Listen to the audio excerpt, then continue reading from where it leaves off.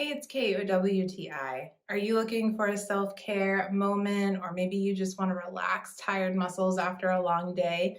I highly recommend checking out Dr. Teal's foaming bath. I love this so much, and this particular scent is the Relax and Relief with eucalyptus and spearmint. And so I was unsure how I was going to like that combination at first when I was trying to relax, because spearmint especially can be like, a little energizing.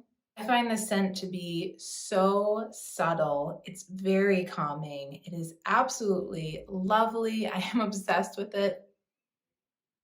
It has such a nice clean scent to it. And what I really appreciate about this is that it also has that Epsom salt, which I love to have in a warm bath to kind of help relax sore muscles. But on top of it, it's a bubble bath. So you just need a little bit, and it looks at first like it's not going to have a ton of bubbles, but the more you let the water run, especially if you pour this in underneath the running water, the bubbles are going to multiply, and all of a sudden you're going to have a really great home spa experience. So if you are looking for a bubble bath that's also going to help soothe tired muscles, help you to relax, de-stress a little bit, I highly recommend checking out this one by Dr. Teal's.